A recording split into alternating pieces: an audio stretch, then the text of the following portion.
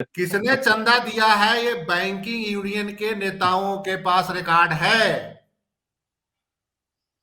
सारे banking staff के पास record है। अगर वो नहीं देंगे तो एक क्लिक से लीक भी हो जाएगा। रिपोर्टर कलेक्टिव अगर दूसरी चीजों को अगर लीक कर रहा है तो क्या ये लीक नहीं करेगा? कल नहीं, आज नहीं करेगा, महीना बाद कर देगा, इन इलेक्शन के टाइम में कर देगा। तो ये तो सरकार की और फजीयत हो रही है, सुप्रीम कोर्ट की कोई फजीयत नहीं हो रही है। डिलेइंग टैक्टिक्स के लिए हुआ। मान ली 11 तारीख को क्या होगा? अधिकतम जवाब मांगा जाएगा। जवाब 4 हफ्ता देंगे सुप्रीम कोर्ट के जो है माननीय जज साहब लोग। तो 4 हफ्ते बाद वो कहेंगे कि अभी हमको 2 हफ्ता जवाब का और समय चाहिए। क्या सुप्रीम कोर्ट 11 तारीख को कहेगा कि 13 तारीख को जो है स्टेट बैंक के जो अध्यक्ष हैं वो जो है सुप्रीम कोर्ट में सर के बल हाजिर हो? क्या ये आदेश करेगा सुप्रीम कोर्ट? जिस पीठ ने इसको फैसला दिया है, अगर सरकार कल को दोबारा भी आएगी तो उसको कुछ नहीं इसमें राहत मिलनी है।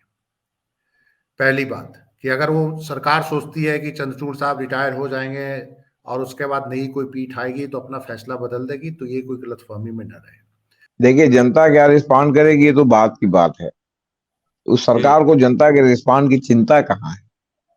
सरकार तो ईवीएम से चल रही है ना। जब ऑर्डर आए हुए कितने दिन हो गए? कोई स्टेटमेंट नहीं आया, लॉ मिनिस्ट्री से कोई स्टेटमेंट नहीं आया, इलेक्शन कमीशन ऑफ इंडिया भी चुप बैठा है, कल तक कुछ नहीं बोल रहा है। क्या इलेक्शन कमीशन ऑफ इंडिया ने अप्रोच किया एसबीआई को? अब तक नहीं किया। तो ये तीनों मिल के सरकार के साथ खेल कर रहे हैं। Supreme court proposes, government dispossess. Supreme court ने फरवरी में कहा है ना कि इलेक्टोरल बॉन्ड ये है और जो है आप 6 मार्च तक इसका डिटेल दीजिए और 13 मार्च को चुनाव आयोग इसको जो है वो करेगा। हम नहीं देना चाहते। सुप्रीम कोर्ट क्या कर लेगा?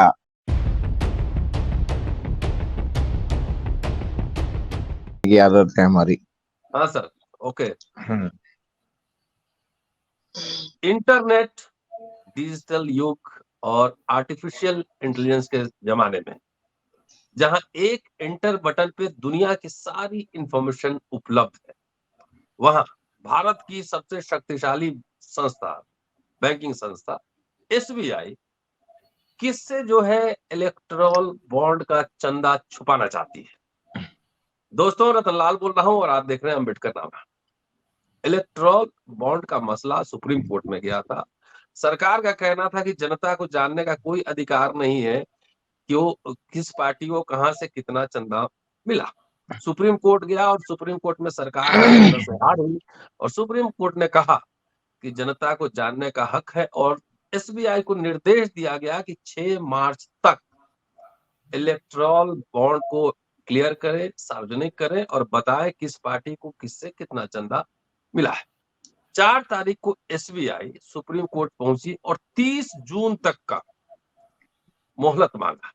मतलब सरकार बन जाएगी नहीं तब तक का मोहलत। इसका मतलब है कि जिनको चंदा जिनसे मिला उसको एसबीआई किसके दबाव में, किसके इशारे पर छुपाना चाहती है। मामला फिर सुप्रीम कोर्ट पहुंचा है। ADR, association of democratic reforms, ने एसबीआई के खिलाफ अवमानना का केस एप्लीकेशन मूव किया है सुप्रीम कोर्ट में और एडवोकेट हैं प्रशांत भूषण। मामले की सुनवाई 11 तारीख को होगी। लेकिन बड़ा दिलचस्प है, चुनावी मोड में देश है और एसबीआई सार्वजनिक चंदा को छुपाना चाहती है।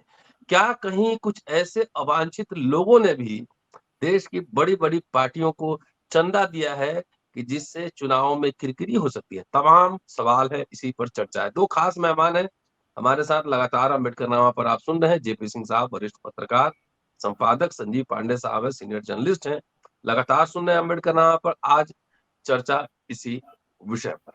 स्वागत है सर जी, नमस्कार। संजीव जी, आप ही से शुरू करते हैं। ठीक जी, देखिए, मैं शुरू में कुछ ब्रीफ दे देता हूं, फिर आगे उसको आप लंबा चला लीजिएगा।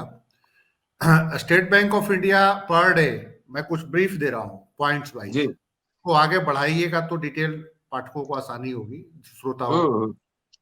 एसबीआई के पास 48 करोड़ अकाउंट होल्डर पूरे कंट्री के अंदर है जी। 48 करोड़ अकाउंट होल्डर्स मींस के 48 करोड़ जनता का कंप्यूटराइज डाटा एसबीआई के पास है। इस देश के अंदर लार्जेस्ट शेयर जो है अकाउंट होल्डरों का एसबीआई के पास है। एसबीआई जो है मात्र उन्होंने पिछले 2019 से अब तक 22,000 बॉन्ड उन्होंने बेचा और इन्हीं 22,000 बॉन्ड को लगभग 14 डिग्निफाइड ब्रांचों में भुनाया गया। 22,000 बॉन्ड पॉलिटिकल पार्टियों की तरफ से एसबीआई ने उनको जो परचेजर है उनको परचेज किया और उसके बाद जो वो बॉन्ड पॉलिटिकल पार्टियों को गया तो पॉलिटिकल पार्टियों ने अलग अलग जगहों पे उसको भुना लिया। मात्र 14 ब्रांचों में 29 ब्रांच इन्होंने आइडेंटिफाई किया था, उसमें से 20 में ही वो बॉन्ड बिका है। 19 ब्रांचों में जो है 19 ब्रांचों में ही वो बॉन्ड बिके हैं और 14 ब्रांचों में उनको भुनाया गया है। तो 22,000 बॉन्ड बेचा गया है तो नियर अबाउट 44,000 अलग अलग ब्रांचों में 44,000 डाटा जहां बेचा गया और जहां भुनाया गया वो दोनों जगह के ब्रांचेज के मतलब 44,000 आंकड़े इनको इकट्ठा करना है। तीसरी बात, नियर अबाउट 16,000 करोड़ रुपया का बॉन्ड बेचा गया। 16,000 करोड़ रुपया बॉन्ड के माध्यम से राजनीतिक दलों ने जब बॉन्ड जो है इन्होंने लेटेस्ट जब सुप्रीम कोर्ट ने बंद किया है इसको बॉन्ड को अवैध ठहराया है, उस समय तक 16,000 करोड़ का बॉन्ड राजनीतिक दलों ने थ्रू इलेक्टोरल बॉन्ड चंदा प्राप्त किया। सबसे बड़ी बात यह है कि एसबीआई ने को 2019 में रंजन गोगोई साहब की पीठ थी जिसमें डॉक्टर जस्टिस दीपक गुप्ता भी शामिल थे। जब इलेक्टोरल बॉन्ड का मामला सुनवाई में आया तो उन्होंने एसबीआई को डायरेक्ट किया था कि सारे रिकॉर्ड को आप मेंटेन करेंगे और कोर्ट कभी भी मांग सकता है। इसका खुलासा जस्टिस दीपक गुप्ता ने कल द वायर को दिए हुए इंटरव्यू में उन्होंने किया है और उन्होंने कहा है कि एक बटन से ही आप 3 घंटे के अंदर सारा डाटा निकाल के दे सकते हैं। थर्ड, 2020 में 48 घंटे के अंदर जितने भी बॉन्ड का जो रिकॉर्ड था फाइनेंस मिनिस्ट्री को एसबीआई ने अवेलेबल करा दिया था उनके एक डिमांड पे। और कोई भी जांच एजेंसी सीबीआई हो ईडी हो अगर कोई भी इस तरह का आंकड़ा मांगेगी तो एसबीआई जो है वो 2 घंटे में अवेलेबल करा सकती है। तो अब सवाल उठता है कि जो 48 करोड़ अकाउंट होल्डरों के अकाउंट्स को मेंटेन कर रहे हैं और कोई जांच एजेंसी अगर चाहे तो उस 48 करोड़ में से चाहे 5 करोड़ लोगों को 48 घंटे 50 घंटे में एक सिंपल क्लिक पे डाटा एसबीआई से ले सकती है। देश का जो शेयर मार्केट है उसमें 16 करोड़ डीमैट अकाउंट होल्डर्स हैं। पर डे वहां लाखों करोड़ का बिजनेस होता है और उस 16 करोड़ का जो डाटा है जब चाहे शेयर मार्केट से कोई भी जांच एजेंसी एक क्लिक पे ले सकती है। कमाल क्या है कि 22,000 जो बॉन्ड का जो डाटा है इलेक्ट्रोल बॉन्ड का 16,000 करोड़ मूल्य के जो 22,000 इलेक्ट्रोल कारोबार उसका डाटा जो है एसबीआई ने देने में कहते हैं कि हमें जून तक का टाइम चाहिए। और सबसे बड़ी बात यह है कि यह जवाब तब एसबीआई ने दिया है जब 2 दिन बचे, ओनली 2 डेज, मतलब कि तब सुप्रीम कोर्ट गए जब इनका 2 दिन बचा। जब ऑर्डर आए हुए कितने दिन हो गए, कोई स्टेटमेंट नहीं आया, लॉ मिनिस्ट्री से कोई स्टेटमेंट नहीं आया, इलेक्शन कमीशन ऑफ इंडिया भी चुप बैठा है, कल तक कुछ नहीं बोल रहा है। क्या इलेक्शन कमीशन ऑफ इंडिया ने अप्रोच किया एसबीआई को? अब तक नहीं किया।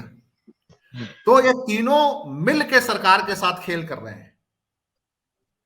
लॉ मिनिस्ट्री ने कोई अभी तक बयान नहीं दिया। क्या उस जजमेंट पर स्टडी किया लॉ मिनिस्ट्री ने? कुछ नहीं बोला, क्योंकि अल्टीमेट लॉ मिनिस्ट्री ने उस जजमेंट को देखना था जो सुप्रीम कोर्ट ने दिया। इलेक्शन कमीशन ऑफ इंडिया को डायरेक्शन था कि आप सारा 16 मार्च तक पब्लिश करेंगे। इलेक्शन कमीशन ऑफ इंडिया ने अभी तक अप्रोच भी नहीं किया है officially state bank of India से। जब कल पूछा गया कि आपने अप्रोच किया तो चुप बैठे हैं, चुप्पी साध ली। भाई जब आपको अपलोड करना है, भाई स्टेट बैंक ने आपको देना है, आपको अपलोड करना है, तो एक direction election commission of India को भी है। इलेक्शन कमीशन ऑफ इंडिया ने अभी तक इन्होंने अप्रोच नहीं किया और एसबीआई 2 दिन पहले आ रही है जब डेट खत्म हो रहा है, जब उनको देने का है, 15-20 दिन तक चुप बैठी रही। तो कुल मिला के सारा जो पूरा जो गड़बड़झाला है, ये टोटल इस सरकार के प्रेशर में हो रहा है, क्योंकि इसमें बहुत सारी चीजों का खुलासा हो जाना है। क्योंकि निश्चित रूप से इसमें ये बात आ गई है कि जो बैंकों को लूट के भागने वाले जो भगोड़े हैं, उन्होंने चंदा दिया है थ्रू बॉन्ड राजनीतिक दलों को, और उसमें वो तीनों हैं, नीरव मोदी भी हैं, विजय माल्या भी हैं, सारे हैं इसमें शामिल। और वो 365 कंपनियां जिनके ऊपर छापा पड़ा था एजेंसियों का, वो भी थ्रू इलेक्टोरल बॉन्ड पॉलिटिकल पार्टियों को पैसा देने में उनका भी नाम है। तो सरकार को ये डर है कि जो कंपनियां जांच एजेंसियों के दायरे में थी, जांच के दायरे में थी, उनका नाम भी सामने आ जाएगा जी। और फिर उन्होंने किसको दिया उनका नाम सामने आ जाएगा। और जो नीरव मोदी, विजय माल्या, लगभग जो 30-40 हजार करोड़ रुपया इस देश से लेके भागे हुए हैं, उनकी कंपनियों ने किस पार्टी को कितना चंदा दिया उनका नाम आ जाएगा। मतलब उस पार्टी के पूरी की पूरी भागीदारी सामने आ जाएगी कि इन्होंने जो बैंकों का लूट का जो पैसा था उसमें से कुछ हिस्सा अमुक राजनीतिक दल को दे दिया। तो अब ये 30 जून का टाइम इसलिए लेना चाहते हैं कि तब तक लोग भूल जाएंगे, फिर नई सरकार आएगी, उस समय देखेंगे। फिलहाल इसका इलेक्शन पे इफेक्ट न। जरा जेपी सर से एक टेक ले लेते हैं। जेपी सर, 48 करोड़ आम कार्ड होल्डर, अकाउंट होल्डर, और महज 22,000 जो बात कह रहे हैं, और जो बता रहे हैं कि इलेक्शन कमीशन भी चुप है, 2 दिन पहले सुप्रीम कोर्ट पहुंचा, तो ये तो दाल काला क्या पूरी दाल ही काली दिख रही है। भारत की जनता कैसे रिस्पॉन्ड करेगी? जी देखिए, जनता क्या रिस्पॉन्ड करेगी ये तो बात की बात है। उस सरकार को जनता के रिस्पॉन्ड की चिंता कहाँ है? सरकार तो ईवीएम से चल रही है ना। देखिए, आप इसको, संजीव भाई ने बहुत डिटेल बताया कि स्टेट बैंक क्या कर सकता है, क्या करना चाहिए था और नहीं दे रहा है।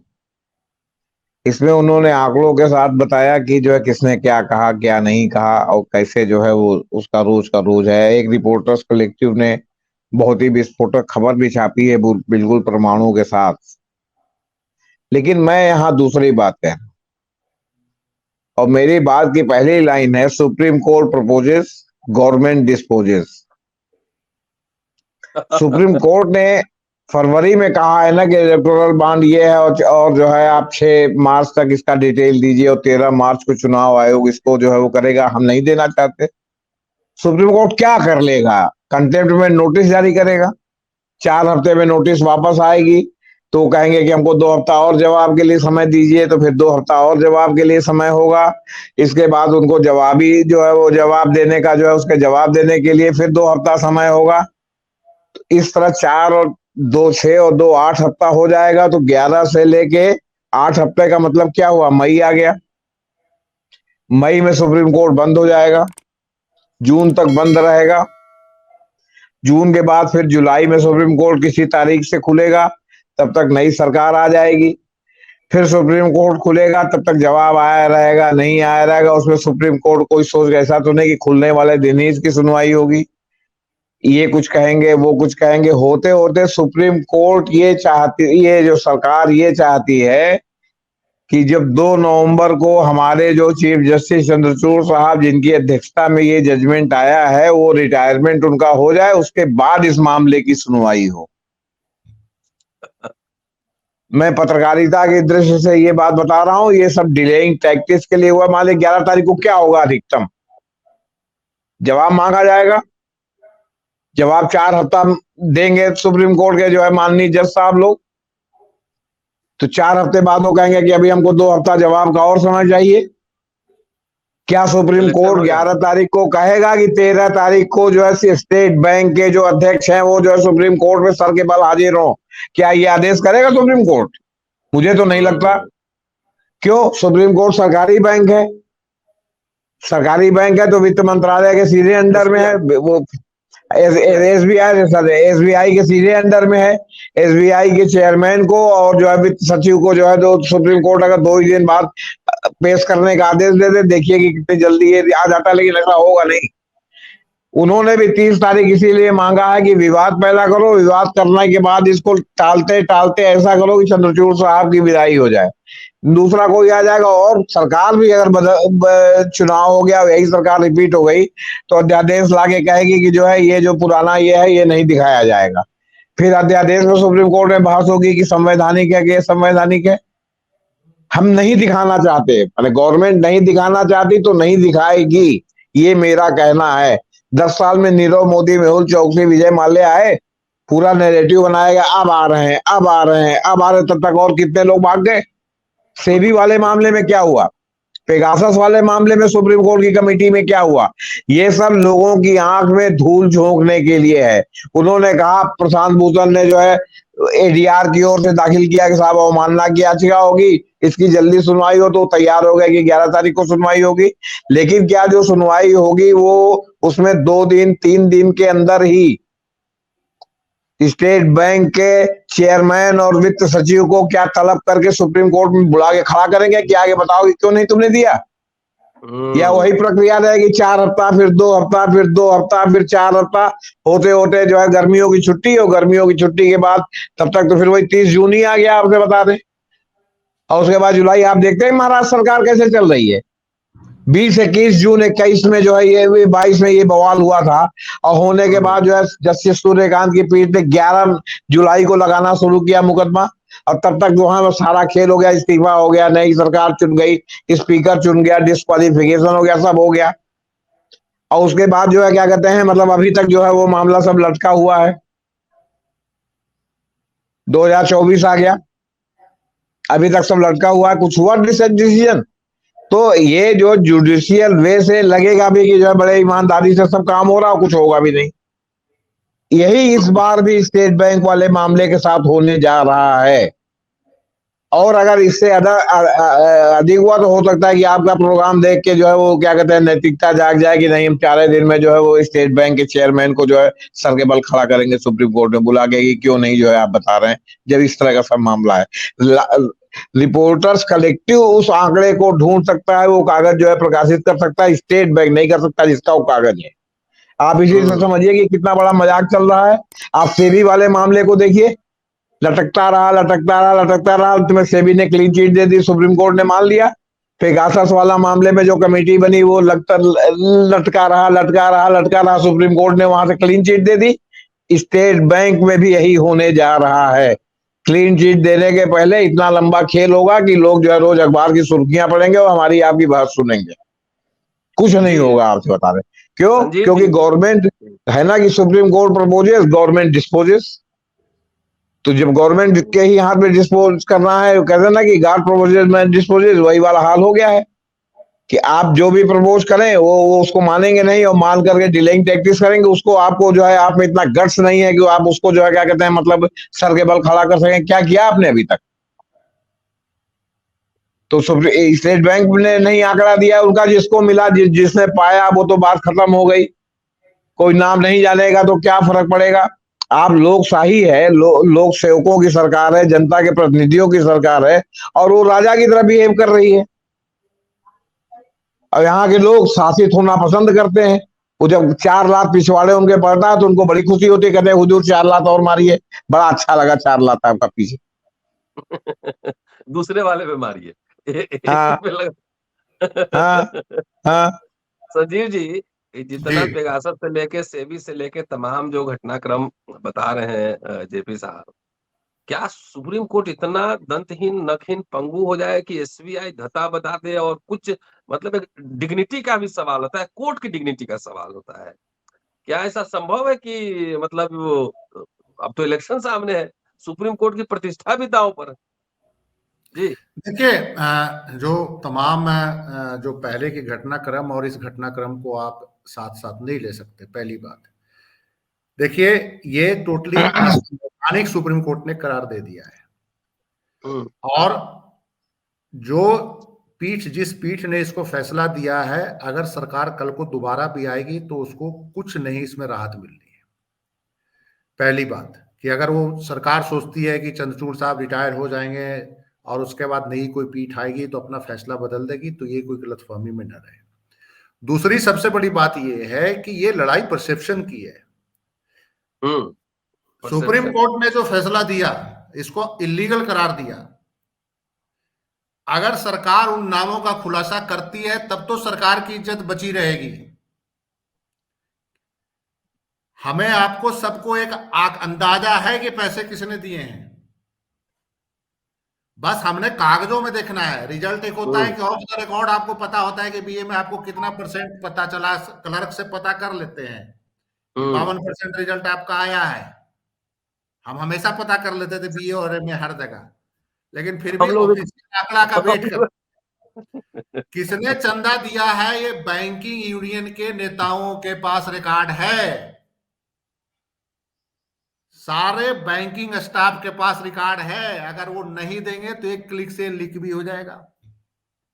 रिपोर्टर कलेक्टिव अगर दूसरी चीजों को अगर लीक कर रहा है तो क्या ये लीक नहीं करेगा? कल नहीं, आज नहीं करेगा, महीना बाद कर देगा, इन इलेक्शन के टाइम में कर देगा। तो ये तो सरकार की और फजीयत हो रही है, सुप्रीम कोर्ट की कोई फजीयत नहीं हो रही है। सुप्रीम कोर्ट ने जजमेंट देके, टाइम फ्रेमिंग देके, सुप्रीम कोर्ट ने सरकार के पाले में गेंद डाल दिया। अब सरकार जो थोड़ा बहुत जो कपड़ा पहने हुई थी वो पूरी नंगी होके अगर नाचना चाहती है तो नाचे। इससे पब्लिक परसेप्शन जाएगा कि सरकार छुपा क्या रही है भाई, किन किन चोरों का पैसा सरकार के पास है कि सरकार छुपा रही है। जितना डिले करेंगे उतना बड़ा ये इशू बनता जाएगा कि वाकई में बहुत बड़े डाकुओं की जमात का पैसा भारतीय जनता पार्टी ने खा रखा है, इसलिए वो नाम सामने नहीं ला रहे हैं। अब मैं आपको एक उदाहरण बताता हूँ।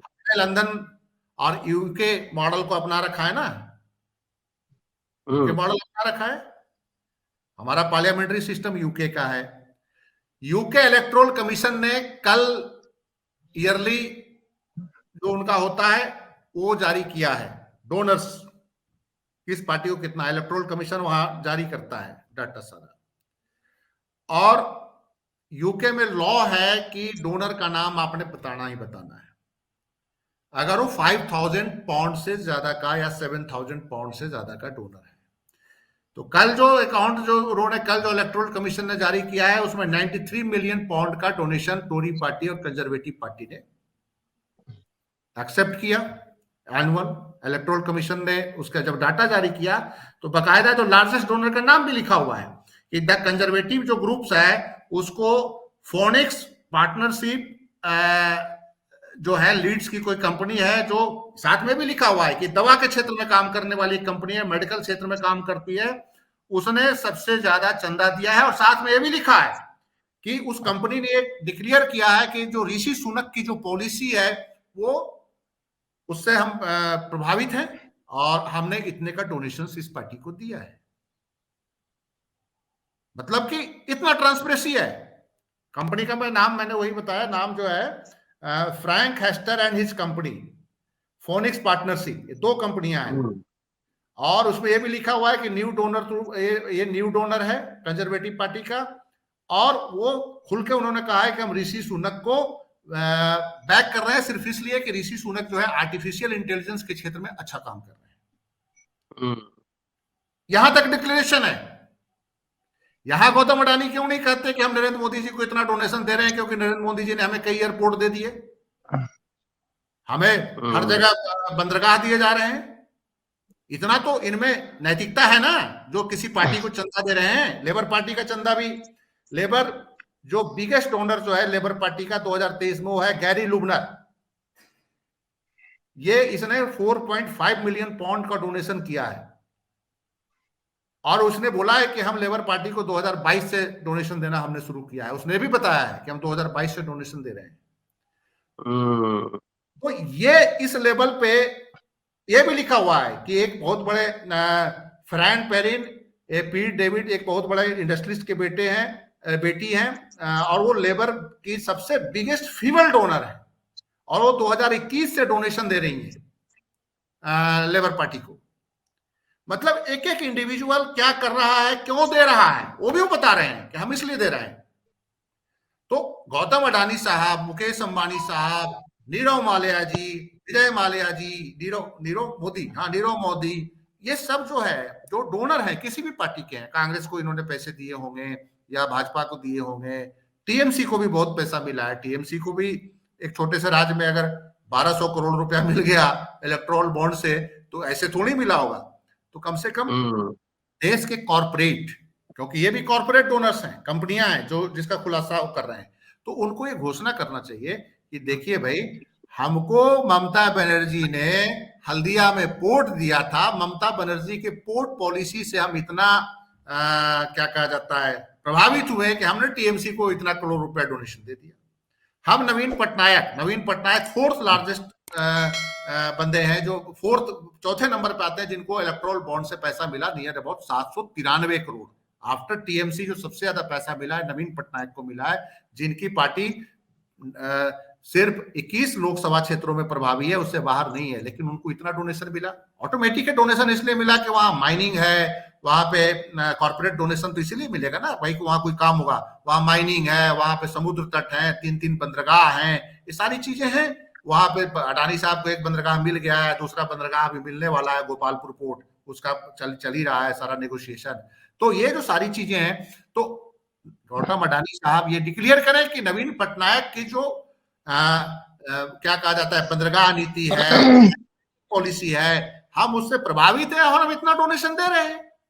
ऑफ द रिकॉर्ड तो सारे जान रहे हैं कि क्या हो रहा है, हम आप उड़ीसा के भी सारे लोग जान रहे हैं, लेकिन आप क्यों दे रहे हैं ये ट्रांसपेरेंसी? तो आप जब आपने ब्रिटिश सिस्टम अपना रखा है, तो आप देखिए दुनिया का कोई भी ऐसा देश नहीं है। जर्मनी का मैं पढ़ रहा था, जर्मनी में भी आपने अगर जर्मनी में एक तो पब्लिक फंडिंग है, निजी फंडिंग भी है, लेकिन गवर्नमेंट भी फंड करती है, वो सरकार के चंदे से पॉलिटिकल पार्टियां लड़ती है, सरकार देती है, लेकिन वहां भी निजी फंडिंग का एक डाटा पब्लिक के सामने ला दिया जाता है कि इस पार्टी को इस बंदे ने इतना डोनेट किया, इस पार्टी को इतना डोनेट किया।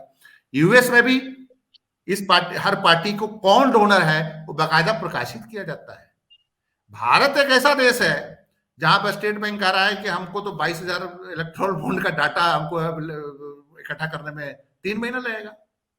तो पहले तो सबसे बड़ी बात है कि स्टेट बैंक ऑफ इंडिया तो ये डाटा इलेक्ट्रोल बॉन्ड ही नहीं जारी कर सकता था। बॉन्ड जारी करने का जो सिर्फ प्रभावी अधिकार है भारत में, वो रिजर्व बैंक ऑफ इंडिया का है। रिजर्व बैंक ऑफ इंडिया ने इसका विरोध भी किया था। रिजर्व बैंक इंडिया ने लिखित में कहा था कि आप स्टेट बैंक को आप पावर दे ही नहीं सकते बॉन्ड जारी करने का, इलेक्ट्रोल बॉन्ड जारी करने का, उस समय जब इलेक्ट्रोल बॉन्ड सिस्टम आ रहा था, लेकिन वहां पे भी गवर्नमेंट ने धक्का किया। और अब जो रिजर्व बैंक इंडिया ने उस समय लिखित में कहा था कि मनी लॉन्ड्रिंग होगी इससे, और मनी लॉन्ड्रिंग हुआ, क्योंकि उसमें घाटे की कंपनियों को और प्रॉफिट का 100%, पहले लॉ था कि प्रॉफिट का आपने 14%, 7% देना है। 100 रुपया कमा रहे हैं तो आप 7 रुपया, 100 रुपया नेट प्रॉफिट अगर आपका हो रहा है तो उसका 7 रुपया आपने देना है किसी भी पॉलिटिकल पार्टी को। उस क्लॉज को भी हटा दिया इन्होंने। नहीं, 100 रुपया कमा रहे हो, किसी भी कंपनी को लगता है कि 100 रुपया में से 100 रुपया भी अगर किसी राजनीतिक दल को दान कर रहा है तो वो दे सकता है। आखिर 100 रुपया ऐसा कौन सा दानी इस देश में है भाई कि 100 रुपया कमा रहा है 24 घंटा मेहनत करके और किसी पॉलिटिकल पार्टी को दे देगा? इसका मतलब है कि सब सेल कंपनियों के थ्रू 2 नंबर के पैसे आ रहे हैं बाहर से, यहाँ से 2 नंबर का पैसा बाहर जा रहा है, बाहर से रूट होकर इधर आ रहा है। तो ये सब जो लॉ चेंज किए गए, तो ये सारी चीजों में कुल मिला के दुनिया देख रही है कि सुप्रीम कोर्ट ने इसको इलीगल ठहरा दिया, और दुनिया देख रही है कि नरेंद्र मोदी जैसा डेमोक्रेसी, मदर ऑफ डेमोक्रेसी जो कहते हैं, वो आंकड़ा छुपा रहा है इलेक्ट्रोल फंडिंग के। क्या ये अमेरिका नहीं देख रहा है विश्व गुरु को? क्या ये यूके नहीं देख रहा है? क्या फर्क पड़ता है? सुप्रीम कोर्ट की बात ना माने, उसे कोई फर्क नहीं पड़ता। लेकिन दुनिया में विश्व गुरु की क्या इमेज बन रही है और भारत में क्या पब्लिक परसेप्शन बन रहा है, डाटा में भी वही आएगा कि विजय माल्या, नीरव मोदी, सबका नाम आ जाएगा, जो हम लोग अंदाज लगा रहे हैं। और बहुतों को पता भी है, प्रशांत भूषण को 100% पता होगा कि 22,000 बॉन्ड किसको गए हैं। हमें आपको नहीं पता होगा, लेकिन प्रशांत भूषण को 100% पता होगा। कोई बैंक के कर्मचारी उनको डाटा दे गया होगा। आप क्या समझते हैं कि यहाँ हैक नहीं होता कंप्यूटर? यहाँ सब एक से एक डाटा उड़ा के लेके चल जाते हैं। पेगासस क्या दुनिया के दूसरी के पास?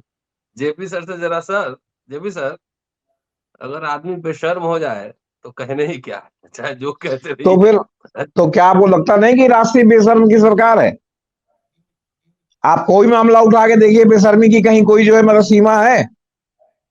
संजीव भाई ने कहा कि इससे उनके चेहरे पर कालिक लगेगी। पनामा पेपर से लेके विकी लीक से लेके आपके अडानी का जो है वो जो खुलासा हुआ उससे लेकर के कालिका तो रोज लग रही है। क्या फर्क पड़ता है उनको? सूरदास की काली कमलिया चढ़े न दूजो रंग। आम जनता को इस पर जरा भी कहीं जो है चर्चा है? कहीं भी जो विपक्ष में मान लिया कि आज की डेट में सक्रिय इतनी बड़ी रैली पटना में हुई, एक बार भी स्टेट बैंक के इस जो है क्या कहते हैं इलेक्टोरल बॉन्ड के बारे में किसी भी वक्ता ने एक शब्द बोला? पब्लिक परसेप्शन में इलेक्टोरल बॉन्ड कहां है?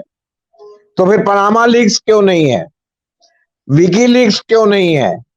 आपका जो सेबी का जो दुनिया भर का घोटाला है वो क्यों नहीं है? अडानी पर जो इतना बड़ा हुआ, अडानी फिर से खड़े हो गए जो है वो दिन दूने रात चौगुने फल रहे हैं और विश्व इंडेक्स में उनकी जो संपत्ति फिर नंबर 1 नंबर 2 की ओर होते जा रही, उस पर क्या है आप बताइए आप हमको। अरे ये राष्ट्रीय बेशर्म की सरकार है और यहाँ जितनी बेशर्मी के साथ आप बेईमानी करेंगे आप रॉबिनहुड बन जाएंगे। आखिर किसी अपराधी को उनका पूरा समाज आदर से क्यों देखने लगता है? क्यों? क्योंकि यहाँ संस्कृति है लूटो, जो जितना बड़ा लुटेरा होगा उसकी समाज उतनी ही बड़ी इज्जत होगी यहाँ पे। तो राजनीतिक पार्टियों का भी समझ लीजिए आप उसी तरह।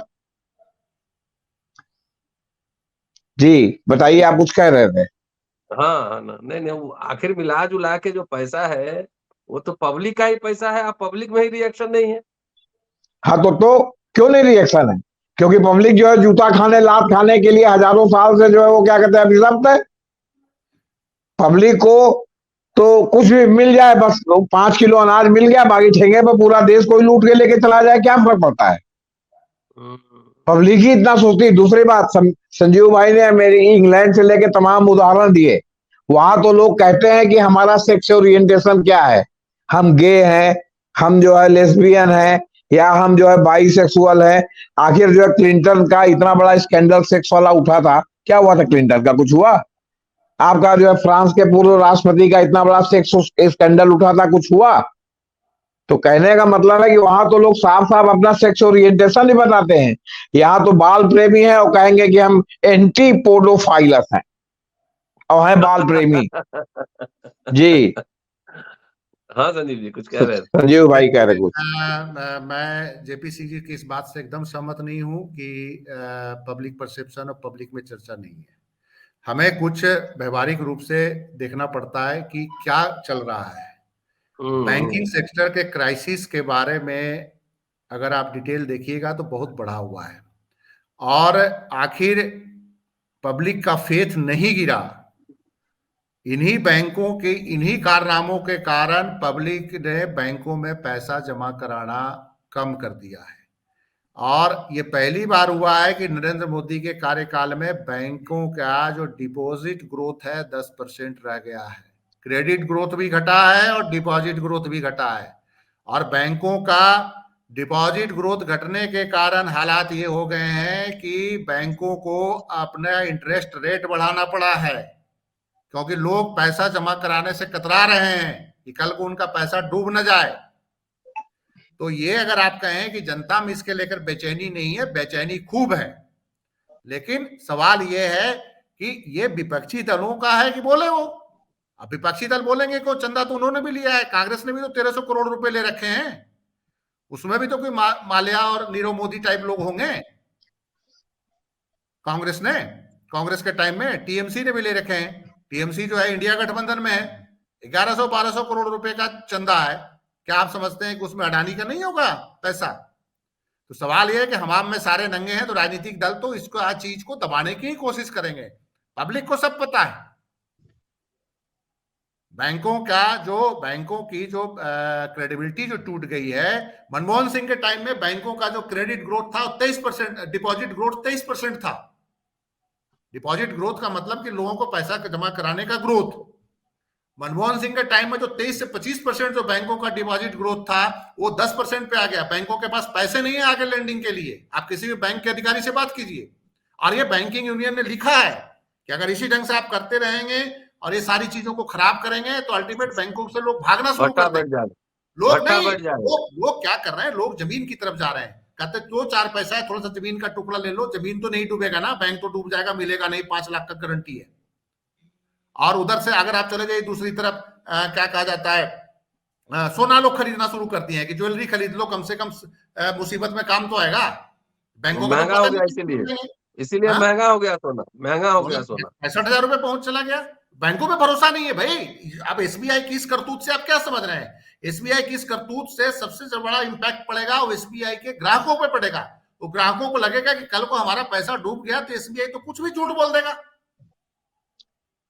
स्टेट बैंक ऑफ इंडिया की क्रेडिबिलिटी पे इतना बड़ा क्वेश्चन उठा है, सुप्रीम कोर्ट कच करे ना करे उससे में लेना देना नहीं है। बैंकिंग सिस्टम ही अगर डूब गया, लोगों का डिपॉजिट ही नहीं रहेगा, तो कारपोरेट कहां से लूटेंगे?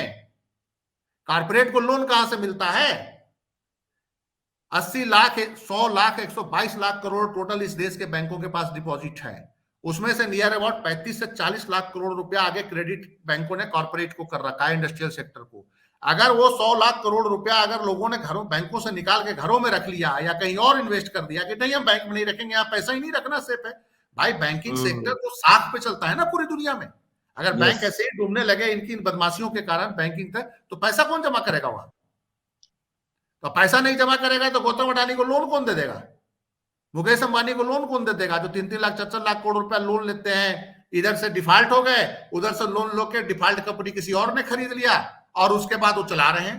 तो अल्टीमेट आम आदमी का पैसा है ना वहां पे, और आम आदमी का पैसा जब वहां से निकल जाएगा, और ये हुआ है, ये तो ऑफिशियल डाटा बता रहा है भाई, ऑफिशियल डाटा है कि आपका डिपॉजिट रेट जो ग्रोथ है 10% रह गया। तो आगे लेंडिंग कहां से करेगी बैंक? एसबीआई लेंड कहां से करेगी? अगर किसी को देगी कार लोन कहां से देगी? मकान लोन कहां से देगी जब बैंक के पास पैसा ही नहीं होगा? हमको 5%, हमने 1 लाख रुपया जमा कराया, हमको 5% बैंक दे रही है, आगे वो 9% पे 8% पे किसी को आगे लोन दे रहे हैं, तभी बैंकों का सर्कल चलता है। और बैंकों का जो प्रॉफिट आप देखते हैं कि 2.5 लाख करोड़ 3 लाख करोड़ रुपया एसबीआई, इतने लूट के बावजूद एसबीआई का प्रॉफिट 2.5 लाख 3 लाख करोड़ रुपया साल का है। अब वो एसबीआई क्या कर रही है? वो प्रॉफिट का सारा पैसा इन लुटेरों के खातों में डाल रही है। जो लुटेरे लूट के ले गए, बैंकों से तो नोट निकल गया, वो राइट ऑफ हो गया, तो जो प्रॉफिट का बहुत बड़ा हिस्सा बैंक अपने कैपिटल में डाल रही है इन लुटेरों को लूट से बैंक को चलाने के लिए अपने प्रॉफिट का पैसा डाल रही है। और देखिए क्या हो रहा है कि आप छोटे छोटे चीजों पे आपका सरचार्ज कितना बढ़ गया है, आप बैंक में जाके देख लीजिए। सिर्फ इसीलिए बैंक ऑफिसर बोलते हैं क्या करें, ये लुटेरों का लूट है, ऊपर से प्रेशर पड़ता है, हम लोगों ने नौकरी करनी है, तो हम लोग क्या करें? हमने तो सरचार्ज ही बढ़ा के बैंकों का घाटा पूरा करना है। एटीएम पे पहले 150 लगता है तो कल को 300 कर देंगे। आप एटीएम लगाए हुए हैं तो क्रेडिट कार्ड पे 500 लगता होगा तो 1000 कर देंगे। आप कोई भी बाजार में सामान खरीद लीजिएगा, जब क्रेडिट कार्ड को यूज कीजिएगा तो उस पर भी 1-2% काट लेंगे आपसे। तो ऐसे बैंकों का ये एनपीए का घाटा पूरा हो रहा है। ये कोई सरकार पैसा नहीं दे रही है। अगर कोई बैंक डूब रहा है, सरकार कोई चवन्नी भी नहीं दे रही है, उसका कैपिटल में मदद कर रही है। ये सरकार कर रही है, कोई नहीं, आम उपभोक्ताओं पे लगा दो, सरचार्ज लगा के पैसे इकट्ठा करो जितना घाटा हो रहा है। और आम उपभोक्ताओं पे सरचार्ज लग रहा है, और सरचार्ज लगने के बाद बैंकों का घाटा पूरा हो रहा है। और बैंक क्या कर रहा है कि अपने से उससे जो प्रॉफिट कमा रहे हैं, वो जो बैंकों का पैसा लूट हुआ है उसमें डाल रहे हैं, उसको बैलेंस कर रहे हैं उससे, क्योंकि वो तो पैसा कभी आना नहीं। जो 14 लाख करोड़ रुपया का राइट ऑफ हुआ है सारे बैंकों का, वो कभी नहीं आएगा 14 लाख करोड़ रुपया। तो 14 लाख करोड़ रुपया बैंक अपने प्रॉफिट से उसको मैनेज कर रहे हैं सारे बैंक। तो ये जो स्थिति आ गई है देश के अंदर कि आप कह रहे हैं कि पब्लिक को नहीं पता है, पब्लिक को तो सब पता है। पब्लिक की तो यहाँ ये है ना कि भाई 5000 घुड़सवार आए, हम लोग गुलाम हो गए। तो हम लोग तो बस कहते हैं कि लड़ना थोड़ी है, अच्छा है बैंक से पैसा निकाल लो, थोड़ा बहुत रख लो, 10-20 हजार 5000 बैंक में रहने तो डूबेगा 50,000 घर में ही रखो, कल को डूब जाएगा तो जाने की जरूरत नहीं पड़ेगी। तो लोग अब ऐसे करने लगे हैं। आप उपभोक्ताओं से पूछिए। जी जेपी सर, फाइनल कमेंट। नेता लोग चुप है। देखिए सर, 10 रुपए के नोट पर लिखा होता था कि इसके धारक को जो है देने की गारंटी है, और इस सरकार ने कर दिया कि हम 5 लाख रुपए से ज्यादा, अगर बैंक अगर डूबता है तो 5 लाख रुपए से ज्यादा आपको वापस नहीं करेंगे। तो लोग क्यों अपना पैसा बैंक में रखेंगे? जो 8, 8.5, 9% तक सीनियर सिटीजन को जो है, जो बैंक आपका वो देते थे, ब्याज देते थे, जिनसे सीनियर सिटीजन जिनका जो है वो पेंशन से जो कवर नहीं है, उसके ब्याज से उनका जीवन यापन चलता था, उसको घटा के आपने 5.5%, 6% पर ला दिया। तो अपना पैसा निकाल करके जो है म्यूचुअल फंड से लेके तमाम जगह इन्वेस्ट करने लगे। फिर आप 5 लाख से ज्यादा का देंगे नहीं तो उससे ज्यादा पैसा क्यों रखेंगे? और फिर अब आप दूसरी ओर लोगों को पैसा जमा करने के लिए मजबूर करने के लिए ये पॉलिसी ला रहे हैं कि आप घर में कितना मैक्सिमम पैसा रख सकते हैं, आप सेविंग बैंक में कितना मैक्सिमम पैसा रख सकते हैं। मतलब कुल मिला के ये है कि आप अगर सांस लेते हैं तो सरकार की मर्जी से लेंगे, आप अगर सांस नीचे से निकालते हैं तो भी सरकार की मर्जी से निकालेंगे। आप अपने मन से ना खा सकते हैं, ना आप अपने मन से आप जब्त कर सकते हैं। ये इस स्थिति में देश को ये जो है क्या कहते हैं पहुंचाने जा रहे हैं, क्योंकि संस्कृति के सबसे बड़े संरक्षक हैं, आपसे बता रहे हैं। सवाल ये नहीं है, सवाल इस बात का है कि 16 लाख करोड़ तो आपने कारपोरेट के माफ कर दिए हैं 10 साल में। बैंक का जो राइट ऑफ आपने किया वो तो अपनी जगह पर है। आप तो पूरे देश को लूटने पर लगे हुए हैं और धर्म की चाशनी में पूरे देश को डुबो करके। और तो और अभी सरस्वती पूजा, मैं बिहार गया था, पूरे पूर्वी उत्तर प्रदेश से होते हुए पता चला कि 5-7 दिन तक लगातार सरस्वती पूजा का जो सरस्वती की प्रतिमा है उसके विसर्जन की तारीख जिला प्रशासन ने तय की थी। हमने कहा क्या यहाँ पहले सरस्वती पूजा होता था? जिस चट्टी पे बैठ के चाय पी रहा था उसने कहा कि नहीं, ये बीजेपी के एमएलए, बीजेपी के पदाधिकारी, बीजेपी के मंत्रियों की जिम्मेदारी है कि वो अपने अपने क्षेत्र में गांव गांव में, एक गांव में अगर 4 गुट है तो चारों गुट को पैसा देके सरस्वती पूजा और जो है लक्ष्मी पूजा और आपका क्या कहते हैं दुर्गा पूजा कराएं। और चूंकि इतनी ज्यादा संख्या हो गई कि इनके विसर्जन के लिए अलग अलग तारीख है, वरना पूरी जो है वो सड़क कई दिन तक जाम रहेगी, और कई दिन तक खैर जाम भी थी। तो कहने का मतलब है इस तरह अफीम जो है लोगों को चटाई जा रही है कि धार्मिक उसमें डूब करके, और ये सभी तबके को दिया जा रहा है, ऐसा नहीं है। मतलब जो गांव का दक्षिण टोला है वहां भी सरस्वती की प्रतिमा रखी है, जो उत्तर टोला है वहां भी सरस्वती की प्रतिमा रखी है, जो मध्य टोला है और उत्तर मध्य दक्षिण ये जातियों के हिसाब से गांव में विभाजित होता है। ये आप सब लोग गांव के हैं, अच्छी तरह से जानते हैं। इसमें कोई हमारे कहने की या किसी जाति विशेष का नाम लेने की जरूरत नहीं है।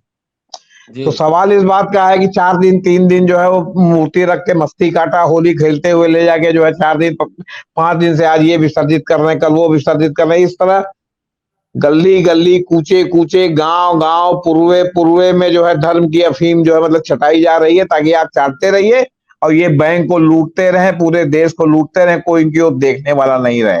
लेकिन बात फिर आके स्टेट बैंक वाले पर आ गई है। आप भी देखिएगा कि 11 तारीख को क्या होगा और इसका अंतिम परिणत क्या होगा। चलिए, शुक्रिया आप दोनों का बहुत शानदार बातचीत के लिए। संजीव जी बहुत शानदार आंकड़ों के साथ हम लोग ज्ञानवर्धन किए। जेपी सर ने जो पंच सब मारा है कि आखिर क्या होगा, सुप्रीम कोर्ट का जो बिहेवियर पिछले का रहा है उसको देखकर आज वीडियो जब 11 के बाद जो है जब फैसला आएगा इस पर कब आता है, ये वीडियो उस समय फिर रिपीट करूंगा। शुक्रिया, देखते रहिए अमृत। शुक्रिया सर, थैंक यू जी नमस्कार।